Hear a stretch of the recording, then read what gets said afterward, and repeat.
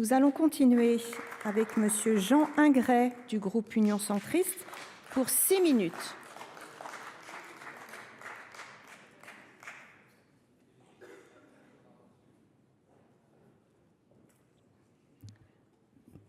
Bonjour, ça va?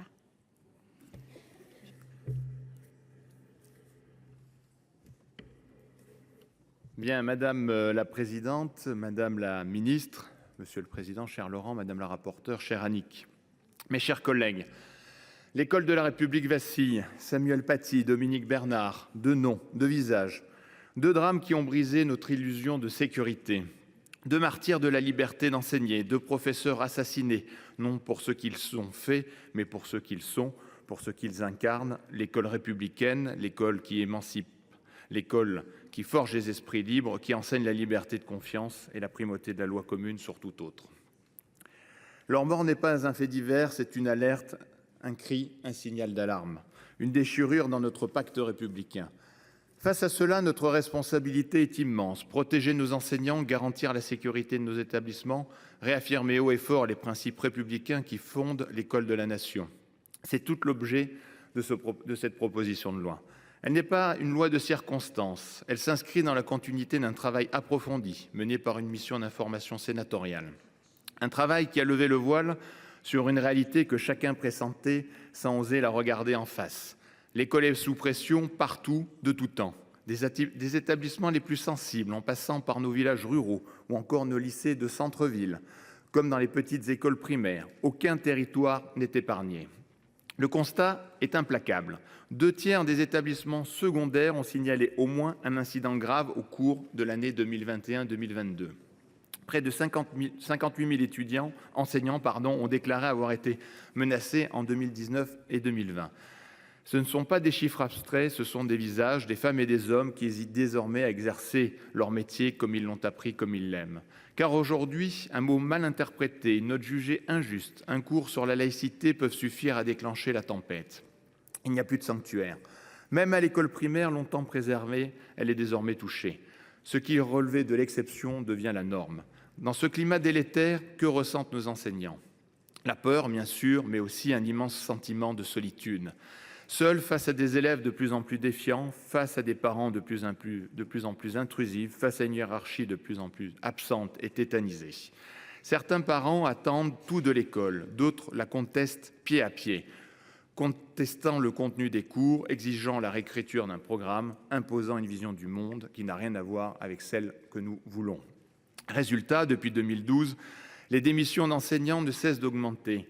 En 2021-2022, elles ont bondi de 36%. Ce découragement n'est pas un fait divers, c'est une menace existentielle pour notre école et pour la République. Cette pression constante pousse certains enseignants à abandonner leur vocation, à quitter la profession. Car ce n'est pas seulement une crise de recrutement, c'est une crise de confiance. Confiance dans la capacité de la République à protéger ceux qui la servent. Confiance dans la capacité de l'école à imposer son autorité. Et il y a plus grave encore, l'autocensure. 56% des enseignants du secondaire public déclaraient s'être autocensurés sur les questions religieuses pour ne pas faire de vagues. En REP, un enseignant sur deux a déjà été confronté à une contestation des valeurs républicaines. En milieu rural, c'est un enseignant sur 4. Ce chiffre nous alerte tous sur un phénomène inquiétant. Des enseignants, par crainte de réactions violentes ou de contestation, choisissent de se censurer, de ne plus enseigner certains principes républicains fondamentaux.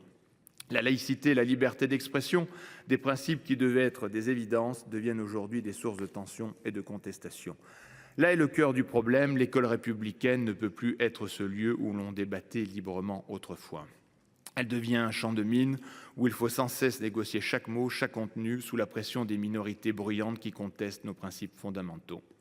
Face à cette situation, il était de notre responsabilité de proposer une réponse forte, une réponse républicaine, une réponse législative. Il est plus que nécessaire de rétablir l'autorité de l'institution scolaire et de protéger les enseignants. C'est l'objet de cette proposition de loi de notre président Lafon, que nous remercions et qui nous permet d'apporter des solutions. Ce texte, fruit des travaux de la mission d'information sénatoriale, se décline en plusieurs mesures structurantes.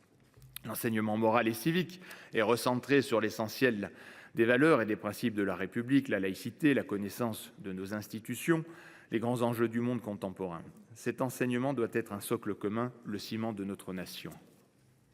Cette proposition clarifie la loi de 2004 sur les signes religieux en étendant l'interdiction à toutes les activités organisées par l'école. La laïcité s'appliquera partout où la République enseigne. Elle responsabilise les parents face aux comportements répétés de leurs enfants perturbant les établissements. L'autorité parentale ne s'arrête pas aux portes de l'école. L'obtention de la protection fonctionnelle est facilitée grâce à son octroi automatique. Aucun enseignant menacé ne doit plus avoir à quémander la protection de la République. L'administration peut porter plainte au nom de l'enseignant avec son accord naturellement. Chaque menace, chaque insulte, chaque agression doit donner lieu à une réponse judiciaire systématique. Tout chef d'établissement doit être informé lorsqu'un élève est mis en examen ou condamné pour terrorisme. On ne peut protéger l'école sans connaître les menaces qui pèsent sur elle.